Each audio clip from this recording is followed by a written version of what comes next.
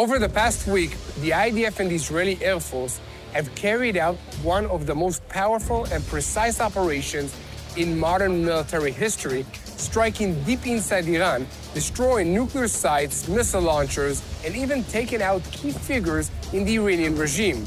Natanz is in ruins. Hundreds of ballistic missile launchers were wiped out. Iran's top commanders and nuclear scientists gone. And word is that Supreme Leader Ayatollah Ali Khamenei is so shaken that he's now quietly pushing for a deal. Yes, he wants out. But despite the historic moment where Israel is doing what no other country has dared to do, and doing it alone, the price has been high. Over the past 5 nights, Iran have launched over 350 ballistic missiles at Israeli cities. At least 24 people have been killed and hundreds wounded. Entire neighborhoods across Tel Aviv, Haifa, Rehovot, Bnei Brak, and more have been hit. Homes, schools, synagogues, gone. Our civilians have stood strong. Our nation is united in the fight for freedom and for survival. We've seen destruction and heartbreak, and there is still a road ahead. I'm standing here in Bat Yam, where just days ago, an Iranian ballistic missile aimed at Israel and Israeli civilians struck this residential building right here behind me. 7 people were killed, including 2 children. Over 100 were wounded. Families were shattered. Homes gone. And still, we stand. Still, we fight, because this is our home, and we will defend it with everything that we've got. We arrived in Bat Yam, an Israeli city that was hit very hard by Iran missiles, and it took me a second to think who launched these missiles, because I was going to say Hamas, Hezbollah, the Houthis, but this time it was Iran.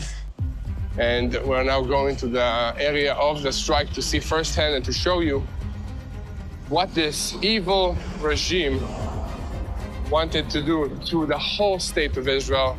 And thank God they were only able to do it in this location and not to the whole country. It's terrible. It's just a terrible hit. Let's pray for all the families that were harmed, that they'll be comforted. Let's see what's happening here.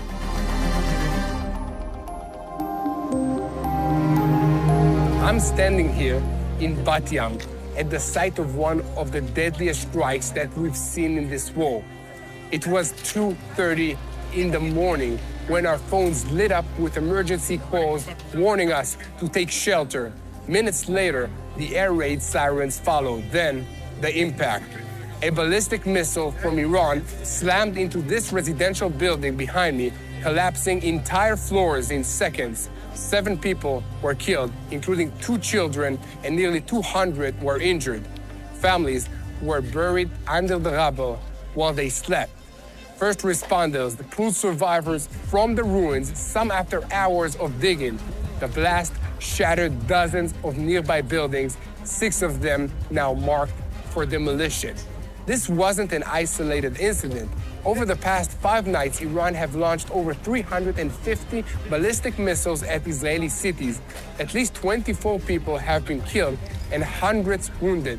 Entire neighborhoods across Tel Aviv, Haifa, Rehovot, Bnei Brak, and more have been hit. Homes, schools, synagogues, gone. Iran's leaders don't go for weapons depots and infrastructure.